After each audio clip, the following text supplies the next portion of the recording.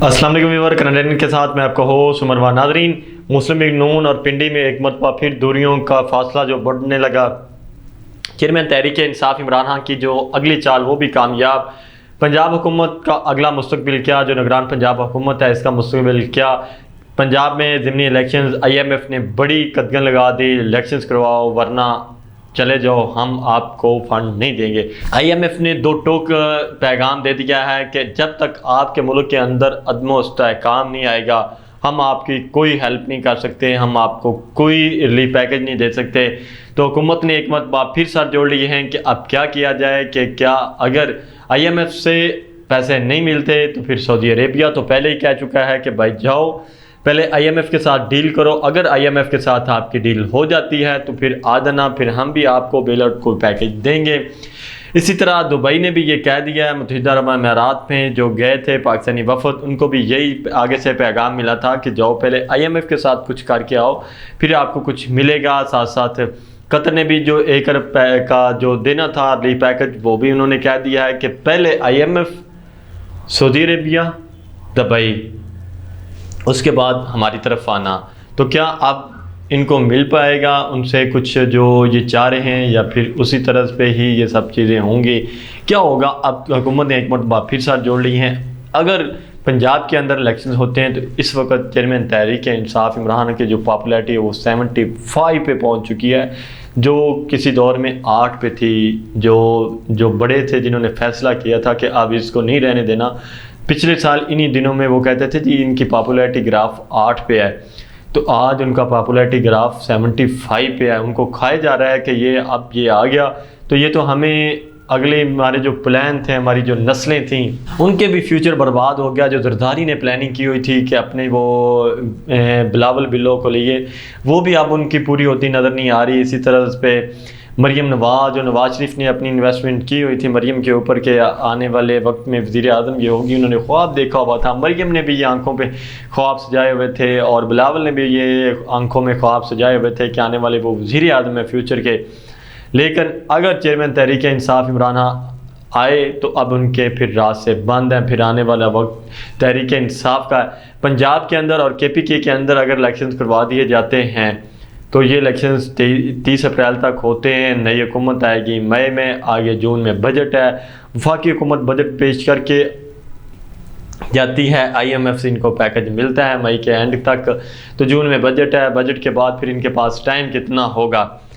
तो पंजाब के अंदर KPK के अंदर तहरीक इंसाफ की हुकूमत आएगी तो फिर इसका वाज़ह मतलब है कि इन्हीं दोनों सूबों के अंदर तहरीक नेशनल असम्बली की जो सीटें हैं वो भी आराम से जीत जाएगी।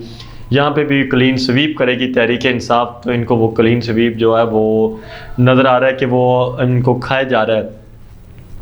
इसी तरह पे जरदारी माफिया, जो जरदारी है अब वो बीमार हो गए हैं, उन्होंने बीमारी का जो बहाना है या वाकई वो बीमार हैं, तो ये भी आने वाले वक्त में पता चलेगा कि जरदारी अब इनसे दूर होता जा रहा है ताकि वो अपना सिंध बचाए।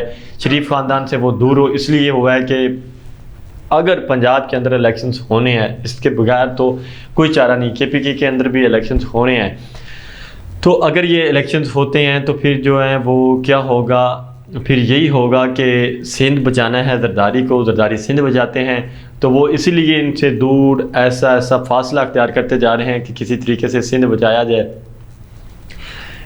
इसी तरह कराची के अंदर MQM है, MQM भी जो है वो भी अब इस हुकूमत से जान छुड़वाना चाह रही है कि किसी तरीके हम कराची में जाएं। इनका तो फ्यूचर हमें जो है वो स्याह नज़र आ रहा है, इसलिए वो जो है वो कराची बचाना चाहते हैं। तो वो भी दोनों अलग होते नज़र आ रहे हैं। जरदारी भी यही चाहता है कि ताकि मेरी तरफ से जो कुछ होता है हो जाए, चलो मुझे सिंध तो मिला हुआ है, तो सिंध के अंदर मुझे सारे प्रोटोकॉल मिल रहे हैं, सारी चीज़ें मिल रही हैं। इस्लामाबाद के अंदर सिंध हाउस है, उसको एंजॉय करते हैं, कुछ ना कुछ ख़रीदो फरोख्त करके, कभी कुछ सेनेट के अंदर कोई बारगेन कर ली, कुछ बड़ों के साथ बारगेनिंग करके, तो कुछ ना कुछ तो मिल ही रहा है। तो ना होने से यही बेहतर है कि इनसे जो है ना वो कराना कशी किया जाए। इनसे वो किनारा करते हैं तो वो फिर उनको कुछ ना कुछ फ़वाद हासिल यही होंगे कि चलो अंदरून सिंध बच जाएगा, सिंध की हुकूमत में भी बच जाए।